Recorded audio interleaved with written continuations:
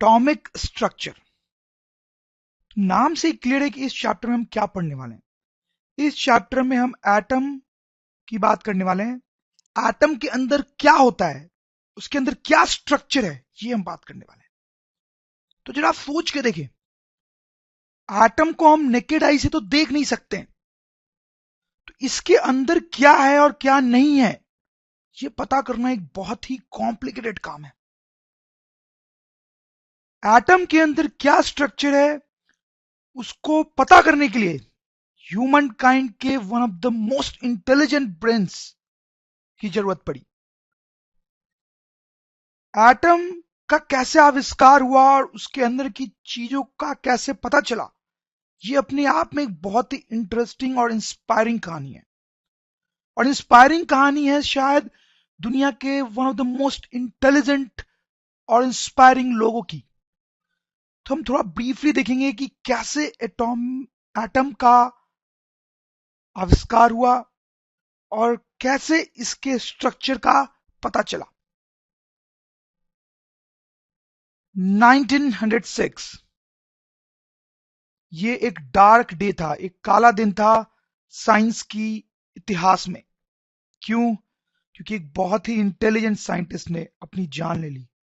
उसने पंखे से लटक के सुसाइड कर लिया। कौन था ये साइंटिस्ट? आपने नाम सुना होगा, उसका नाम था बोल्ट्जमैन। तो बोल्ट्जमैन ने क्यों सुसाइड किया? उसने इसलिए सुसाइड किया क्योंकि वो इस जुल्मी जमाने के आतंक से तंग आ गया था। दुनिया ने इसको इतना परेशान कर दिया था कि ये फ्रस्ट्रेट होके इसने सुसाइड कर लिया। तो ऐसी क्या खता थी इसकी कि दुनिया ने इसको इतना परेशान किया? इसकी खता ये थी कि इसने ये बोला कि एटम्स होते हैं। जरा आप सोचें, आज एटम्स होते हैं, दुनिया की हर चीज एटम से बनी हुई है, हमें पता है। लेकिन कभी ना कभी तो इस चीज का आविष्कार हुआ होगा। ऐसा तो है नहीं कि इंसान दुनिया पे आया और आते उसको पता चल गया कि हर चीज एटम से बनी होती है। नो, क्योंकि एटम नेकेड आई से दिखाई देते नहीं है। तो कभी ना कभी कुछ साइंटिस्ट लोगों ने बहुत रिसर्च करके ये पता किया होगा कि दुनिया की हर चीज एटम से बनी होती है। तो ये वही दौरान था 1906, अर्ली 20th सेंचुरी, जब ये इन्वेंशन चल रही थी कि एटम होते हैं या नहीं होते। तो Boltzmann was among the initial scientist जिसने ये क्लेम किया कि एटम जैसे कोई चीज होती है, ये बहुत ही छोटी होती है और दुनिया के हर सब्सटेंस इस एटम से बने होते, everything made up of atoms. इसने ये भी बोला कि डिफरेंट डिफरेंट चीजें जो होती हैं वो ऑलमोस्ट सेम टाइप की ही एटम से बनी होती है। सही है बात? तो आप जरा सोचें, क्या इसने कुछ गलत कहा? नहीं, आज ये सब हमें पता है और हम इसको एक्सेप्ट करते हैं। तो बोल्ट्जमैन ने यही बात बोली थी। लेकिन उस टाइम ये थॉट लोगों को बहुत बुरा लग रहा था, बहुत बुरा लग रहा था। उनको लग रहा था ये बोल्ट्जमैन बेकार आदमी है, नालायक है, इसका दिमाग खराब हो गया है, ये सब चीजें नहीं हो सकती। अगर देखा जाए तो दुनिया का भी सोचना अपनी जगह पे सही था। क्योंकि आप जरा सोच के देखें, 100 साल पहले जाएं, जब एटम के बारे में लोगों को नहीं पता है, और अब बोल्ट्जमैन की इस थ्योरी के बारे में सोचें, तो इसका मतलब ये होगा कि ये सूरज, ये जानवर, डिफरेंट डिफरेंट टाइप के जानवर, ये पहाड़, ये पानी, ये फूल पत्तियां, ये सब एटम से बने हुए हैं, छोटे छोटे एटम से बने हुए हैं। और इतना ही नहीं, सबके अंदर अराउंड सेम टाइप का एटम है। ये कैसे हो सकता था? ये सूरज कितना अलग है इस जानवर से, कितना अलग है इस फूल से, कितना अलग है ये पानी से, कितना अलग है इस पहाड़ से। ये सारी चीज इतनी अलग है एक दूसरे से, तो ये बहुत इलॉजिकल लगता है कि वो सब एक ही टाइप की चीजों से बनी होंगी। और उल्टा ये लॉजिकल लगता है कि ये सब अलग अलग टाइप की चीजों से बनी होंगी। तो बोल्ट्जमैन का ये कहना कि ये सब चीज ऑलमोस्ट सेम टाइप के एटम से बनी है, बहुत ही वियर्ड थॉट लग रहा था लोगों को। ये भी सोचे जरा कि ये बड़े बड़े पहाड़, कितना अजीब लगता है सोचना कि ये बड़े बड़े पहाड़ बहुत छोटे छोटे एटम से बने होंगे जो दिखाई नहीं देते। तो लोगों को लगा कि ये गलत थॉट है, बोल्ट्जमैन का। इनफैक्ट कुछ रिलीजियस लोगों को तो ऐसा लगा कि बोल्ट्जमैन जो है वो भगवान का अपमान कर रहा है, वो भगवान का अपमान कर रहा है। क्यों? क्योंकि भगवान ने ऐसे भिन्न भिन्न टाइप की चीजें बनाई हैं, कितना क्रिएटिविटी शो किया है भगवान ने। अब बोल्ट्जमैन क्या बोल रहा है कि नहीं, कोई क्रिएटिविटी नहीं है, ये सारी चीजें जो है वो एक टाइप के ही एटम से बनी है। तो लोग ऐसा लगा कि बोल्ट्जमैन जो है वो भगवान का अपमान कर रहा है, तो इसको बहुत क्रिटिसाइज किया गया। इतना क्रिटिसाइज किया गया कि ये इतना परेशान हो गया कि इसने 1906 में अपनी जान ही ले ली। हालांकि ऐसा कोई नई बात नहीं थी, ये बड़े बड़े साइंटिस्ट लोगों ने अपनी जान गंवाई है इससे पहले भी। जब किसी साइंटिस्ट ने पहली बार यह बोला था कि अर्थ गोल होती है, तो किसी राजा ने उसका सर कलम करवा दिया था, ऐसा पता होगा शायद आपको। वैसा ही कुछ बोल्ट्जमैन के साथ भी हुआ। बोल्ट्जमैन की कहानी और भी दर्दनाक है। अगर मैं आपको यह बताऊं कि उसके सुसाइड करने से एक साल पहले 1905 में आइंस्टीन ने यह प्रूव कर दिया था कि एटम्स डू एग्जिस्ट। पॉइंट यह था कि बोल्ट्जमैन और बाकी भी कुछ ऐसे साइंटिस्ट थे जो ये आर्ग्यू कर रहे थे कि एटम जैसी कोई चीज होती है, और ये डिबेट काफी सालों से चल रहा था। 1905 में आइंस्टीन ने ये डिबेट खत्म कर दिया। आइंस्टीन ने एक ऐसा एक्सपेरिमेंट किया, ऐसे स्ट्रॉन्ग लॉजिक्स दिए जिससे कोई इस बात को डिनाई कर ही नहीं सकता था कि एटम्स होते हैं। बोल्ट्जमैन और बाकी साइंटिस्ट लोग एटम्स को क्लेम तो कर रहे थे, बट उनका लॉजिक उतना स्ट्रॉन्ग नहीं था। लेकिन आइंस्टीन का लॉजिक बहुत जबरदस्त स्ट्रॉन्ग था। उससे ये डेफिनेटली प्रूव हो गया, सबको मानना पड़ा कि एटम्स डू एग्जिस्ट, और बोल्ट्जमैन जो बोल रहा था वो सही था। Now the interesting question arises कि अगर 1905 में आइंस्टीन ने ये प्रूव कर दिया था, तो एक साल बाद बोल्ट्जमैन ने क्यों सुसाइड किया जब उसकी थ्योरी एक्सेप्ट हो गई थी? उसका रीजन ये था कि बोल्ट्जमैन बहुत फ्रस्ट्रेट हो चुका था दुनिया के जुल्म से, इसलिए उसने पिछले 2-3 सालों से अपने आप को एक रूम में बंद कर रखा था, वो दुनिया से अलग हो गया था। तो 1905 में आइंस्टीन ने ये प्रूव कर दिया, ये उसको पता ही नहीं चला, और 1906 में उसने सुसाइड कर लिया। Okay, now we are in 1905. It has been proved that atoms do exist. तो अब जैसे ही पता चला कि यार एटम्स तो डेफिनेटली होते हैं, तो what was the next question before the scientist now? तो अब नेक्स्ट क्वेश्चन उनके आगे ये था, व्हाट्स इनसाइड एटम? हर चीजें एटम से बनी होती हैं, लेकिन एटम के अंदर क्या होता है? ये अब नेक्स्ट बर्निंग क्वेश्चन था दुनिया के सामने, और साइंटिस्ट लोग लग गए इसका पता करने के लिए। एटम के अंदर क्या होता है, क्या उसका स्ट्रक्चर है? सबसे पहले उसकी सिग्निफिकेंट थ्योरी जे थॉमसन ने दी थी। जे थॉमसन ने एक्चुअली कुछ एक्सपेरिमेंट्स किए थे, उनके बेसिस पे उन्होंने सजेशंस दिए थे अपने।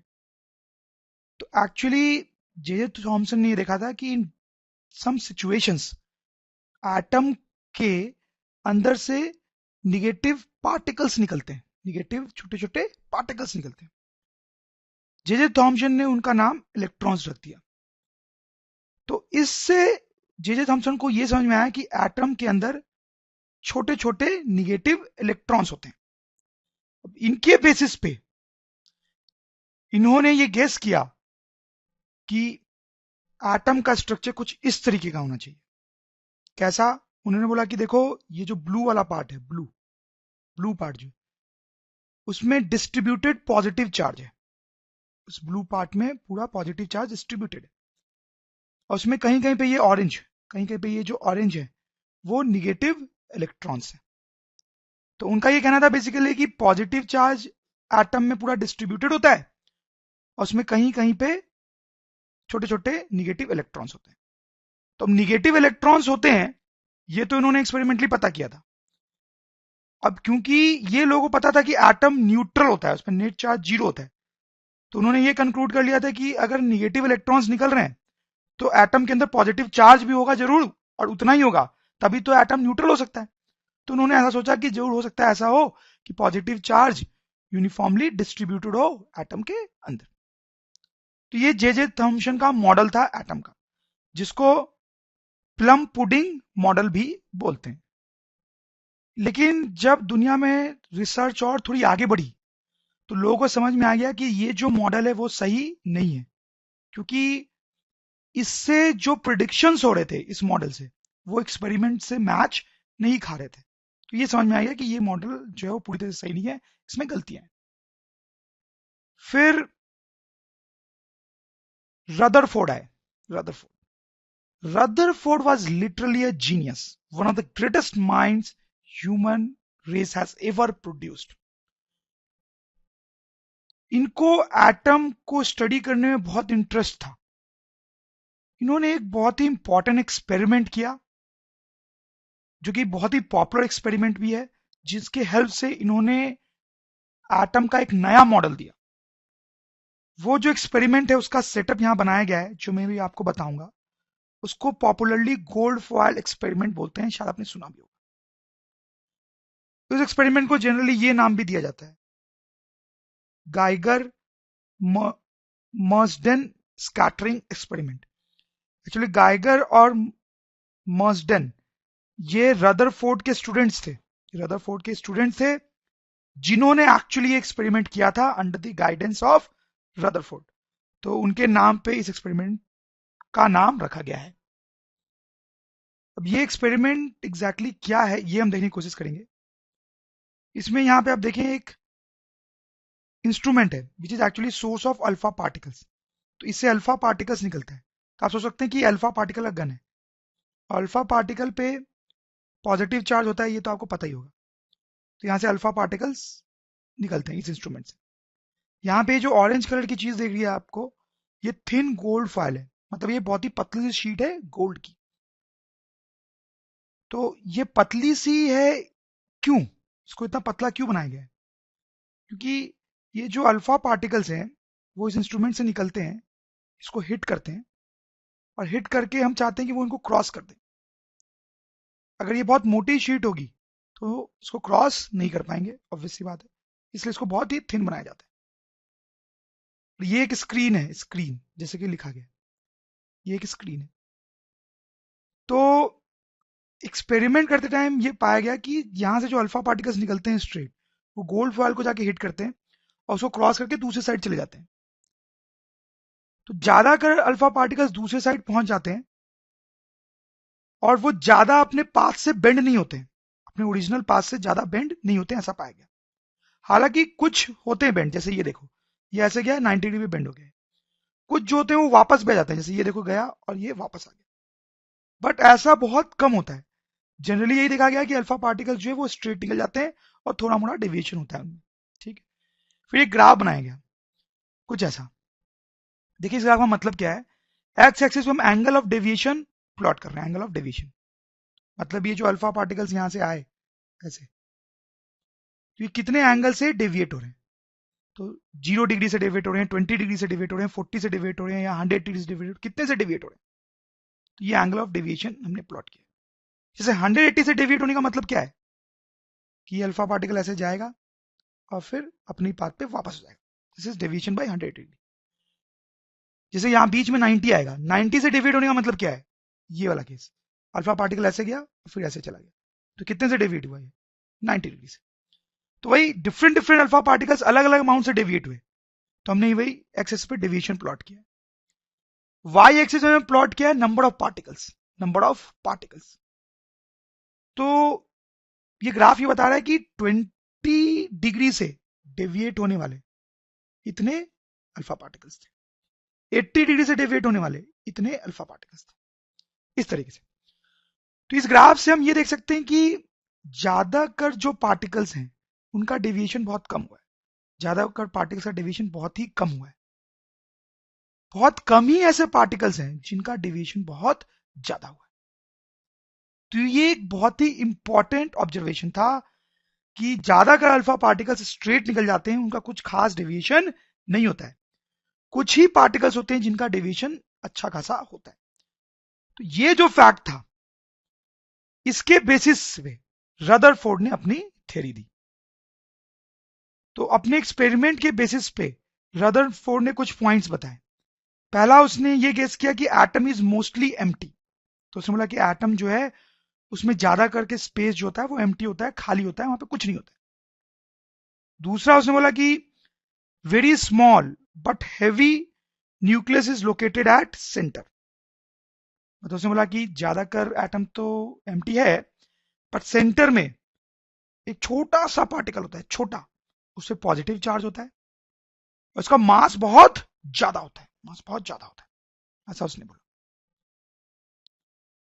तो ये सब पॉइंट्स उसने एक्सपेरिमेंट के रिजल्ट से कंक्लूड किए थे।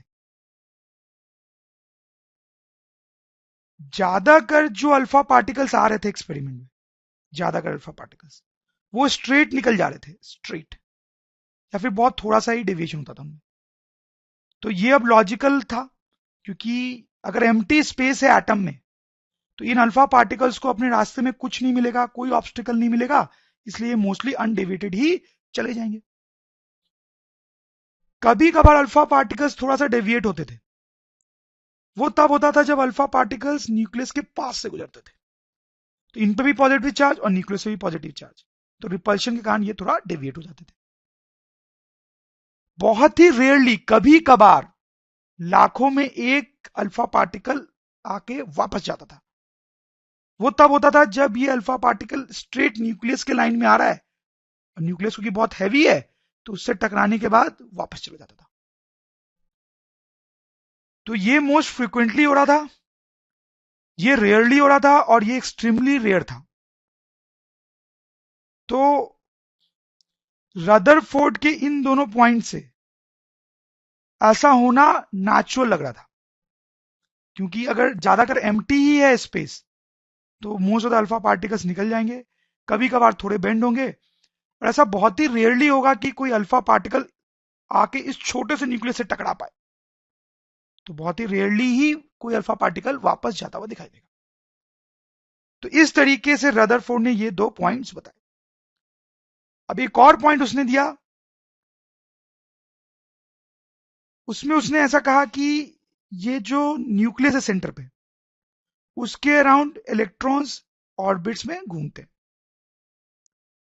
देखो, इलेक्ट्रॉन्स होते हैं ये तो क्लियर था, ये तो जे थॉमसन ने बताया था कि इलेक्ट्रॉन्स होते हैं, उसने एक्सपेरिमेंटली प्रूव किया था। तो रदरफोर्ड ने बोला कि ये जो इलेक्ट्रॉन्स है वो न्यूक्लियस के अराउंड घूमते हैं गोल गोल, और ये इलेक्ट्रॉन्स बहुत छोटे होते हैं। तो ये इलेक्ट्रॉन्स घूमते हैं गोल गोल, ये आइडिया उसको सोलर सिस्टम देख के आया। सोलर सिस्टम, तो जैसे सोलर सिस्टम में प्लैनेट सन के अराउंड घूमते हैं, वैसे उसने बोला कि इलेक्ट्रॉन्स न्यूक्लियस के अराउंड घूमते हैं। तो ये कुछ इंपॉर्टेंट पॉइंट्स थे, ये तीन इंपॉर्टेंट पॉइंट्स थे रदरफोर्ड के मॉडल के, कि ज्यादातर एटम एम्प्टी होता है, उसके सेंटर में न्यूक्लियस होता है और इलेक्ट्रॉन्स में ऑर्बिट करते हैं सर्कुलर ऑर्बिट्स में न्यूक्लियस के अराउंड। अब ये जो पॉइंट है कि मोस्टली एटम एम्प्टी होता है और उसके बीच में बहुत ही छोटा सा वेरी स्मॉल न्यूक्लियस होता है, इसकी हम थोड़ा फील ले सकते हैं। मतलब मैं आपको ये समझाने की कोशिश कर रहा हूं कि एटम जो होता है उसका ज्यादा पार्ट एम्प्टी है, बीच में न्यूक्लियस जो है जो थोड़ा सा पार्ट ले रहा है वो तो बहुत ही छोटा होता है।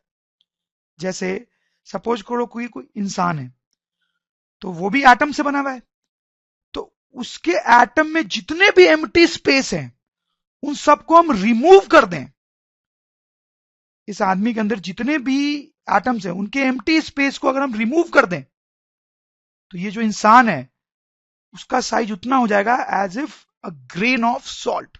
ये आदमी इतना छोटा हो जाएगा, ग्रेन ऑफ सॉल्ट जितना। तब जरा सोच के देखें कि एम्प्टी स्पेस कितना ज्यादा होता होगा, कि उसको हटाने पे बस एक ग्रेन ऑफ सॉल्ट जितना स्पेस ही बचेगा।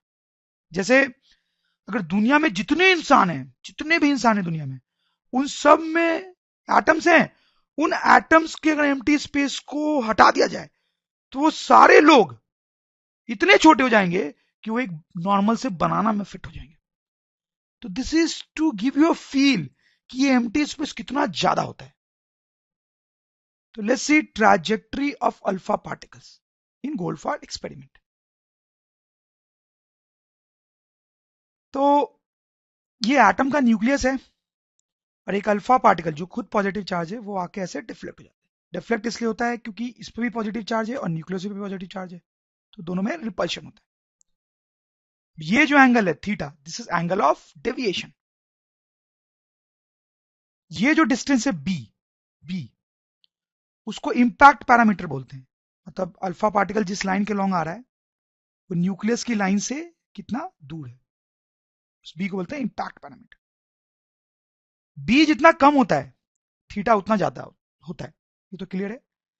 बी जितना कम होगा मतलब ये अल्फा पार्टिकल न्यूक्लियस के उतने पास से गुजरेगा, जितने पास से गुजरेगा उसको रिपल्शन उतना ज्यादा फेस करना पड़ेगा, तो ये डिफ्लेक्शन भी ज्यादा होगा जिसके कारण थीटा ज्यादा हो जाएगा। सही है। अगर बी जीरो होता है तो थीटा 100 डिग्री होता है। इसका क्या मतलब है? बी जीरो होने का मतलब है कि अल्फा पार्टिकल ऐसे आया, ऐसे। तो आप देखें बी जीरो हो गया, बी जीरो इसमें अल्फा पार्टिकल ऐसे आया तो थीटा 100 डिग्री होता है। 100 डिग्री होने का मतलब है कि ये रिपेल होके इसी लाइन के लॉन्ग चल जाता है 100 डिग्री। ये रिबाउंड हो जाता है, रिबाउंड। इस एग्जांपल को आप पढ़ें, फिर मैं आपको एक्सप्लेन करता हूं यहां क्या हो रहा है। इस एक्सपेरिमेंट की बात हमने की है, उसमें डिस्टेंस ऑफ क्लोजेस्ट अप्रोच निकालना है। देखो इस क्वेश्चन में एक्चुअली बी जीरो है जिसके कारण थीटा 180 डिग्री होगा। इसमें क्या हो रहा है कि गोल्ड का न्यूक्लियस है, उस पर जो पॉजिटिव चार्ज है दैट इज जेड इंटू ई। एक अल्फा पार्टिकल है हमारे पास, अल्फा पार्टिकल। अल्फा पार्टिकल पे पॉजिटिव चार्ज होता है 2 टाइम्स ऑफ इलेक्ट्रॉन। ये बहुत दूर है अभी, बहुत दूर है, इनफाइनाइट डिस्टेंस पे, अभी इनफाइनाइट डिस्टेंस पे। और ये आ रहा है विद सम काइनेटिक एनर्जी, उसकी काइनेटिक एनर्जी दी हुई है।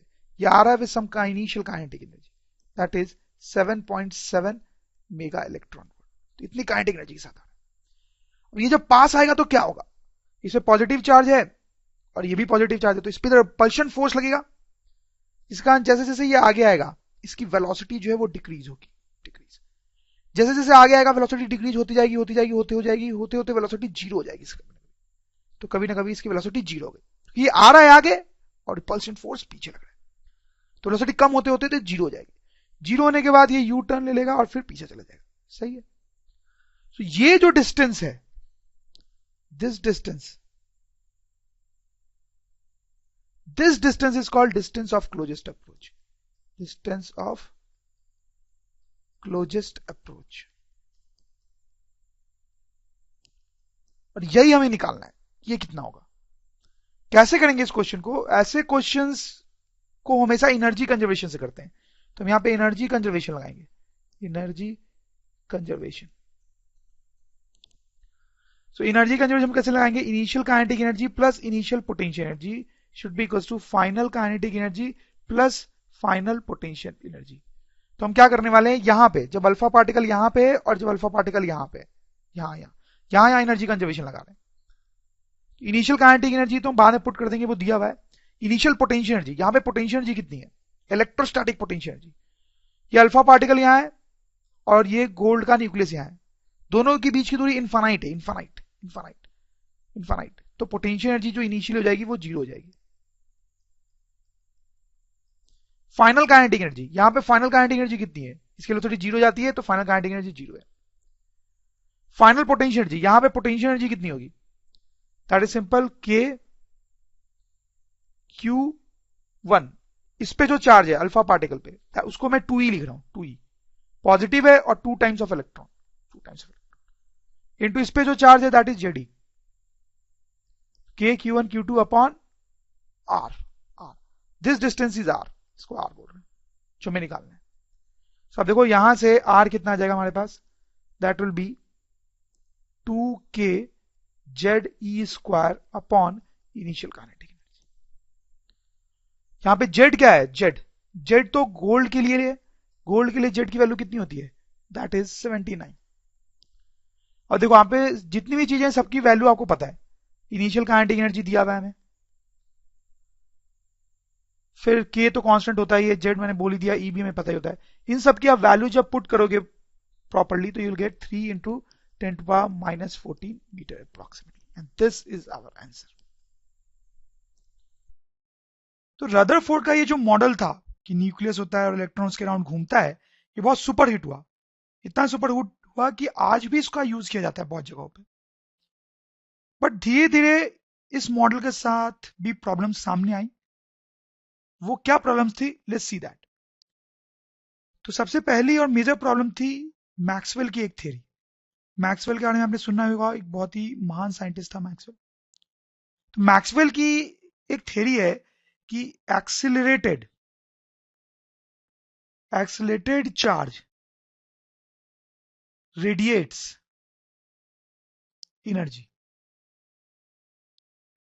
तो अपनी एक थ्योरी में मैक्सवेल ने कहा है कि कोई एक्सिलेटेड चार्ज है, अगर कोई चार्ज एक्सिलेट कर रहा है तो एनर्जी रेडिएट करता है। जरा यहां पे देखें, ये जो इलेक्ट्रॉन है वो चार्ज पार्टिकल है। क्या ये एक्सिलेटेड मोशन कर रहा है? क्या ये एक्सिलेटेड मोशन कर रहा है जब ये घूम रहा है गोल गोल? हाँ। जब भी कोई चीज सर्कुलर मोशन कर रही होती है तो उसका सेंट्रीपिटल एक्सिलेशन होता है। सेंट्रीपिटल एक्सिलेशन सेंटर की तरफ। इसका मतलब ये एक चार्ज पार्टिकल है जो एक्सिलेटेड मोशन कर रहा है। यानी मैक्सवेल की थ्योरी के अनुसार इट मस्ट रेडिएट एनर्जी।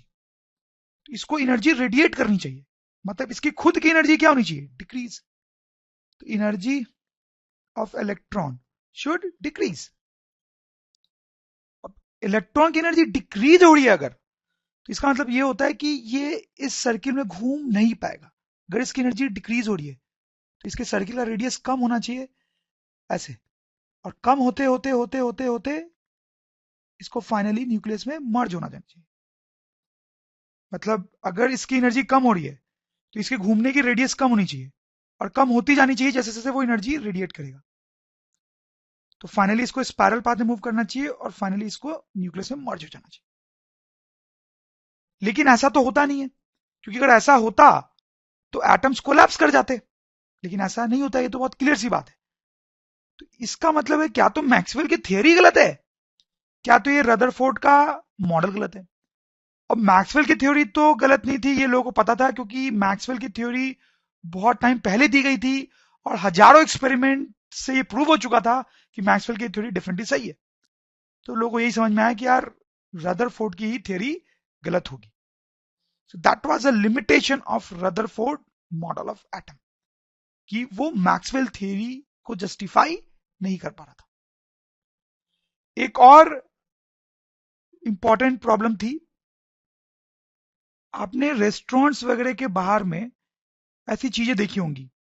मतलब इसमें आप ये नोटिस करें कि ये एक ट्यूब है, ट्यूब जिससे ब्लू रंग की लाइट निकल रही है। अंदर जहां ओपन लिखा हुआ है वो भी एक ट्यूब से लिखा हुआ है जिससे रेड रंग की लाइट निकल रही है। ऐसी चीजें आपने बहुत जगह पे देखी होगी, दुकानों में, रात में। तो बेसिकली इन ट्यूब्स में क्या होता है कि इनके अंदर गैसेस होती हैं और इलेक्ट्रिसिटी के हेल्प से इन गैसेस को हीट किया जाता है, जिनके कारण इनसे लाइट निकलती है। जैसे देखें, इससे ब्लू लाइट निकल रही है, इस वाले ट्यूब से रेड लाइट निकल रही है। तो इससे रेड इसलिए निकल रही है क्योंकि इसके अंदर अलग गैस है, इससे ब्लू इसलिए निकल रही है क्योंकि इसके अंदर अलग गैस है। तो ये जो फेनोमेना है ये पहली बार लगभग 100 साल पहले डिस्कवर हुआ कि अगर गैसेस को हीट किया जाए तो उससे लाइट निकलती है, लाइट। और यह भी पाया गया कि अगर डिफरेंट डिफरेंट गैसेस को हीट किया जाए तो लाइट भी डिफरेंट डिफरेंट कलर्स की निकलती है। तो जब ये फिनोमेना सामने आया लगभग 100 साल पहले, जब ये एटम पे रिसर्च वगैरह चल रही थी, तो साइंटिस्ट लोगों ने ये सोचना शुरू किया कि यार ऐसा हो क्यों रहा है, गैस को हीट करने पे लाइट क्यों निकल रही है आखिर, और डिफरेंट डिफरेंट कलर की क्यों निकल रही है। तो साइंटिस्ट लोगों ने ऐसा दिमाग लगाया कि ये जो गैस है, गैस के अंदर बेसिकली क्या होते हैं, बहुत सारे एटम्स ही तो होते हैं, या मॉलिक्यूल्स होते हैं, मॉलिक्यूल्स भी एटम से ही बने हुए। तो गैस के अंदर कुछ नहीं बल्कि बहुत सारे एटम्स हैं, ठीक है। और गैस से लाइट निकल रही है, इसका मतलब इन एटम्स से लाइट निकल रही है, एटम से लाइट निकल रही है, सही है, क्योंकि गैस के अंदर एटम की सिवा ऐसे भी क्या है। तो अगर गैस से लाइट निकल रही है हीट करने पे, इसका मतलब एटम के अंदर से लाइट निकल रही है।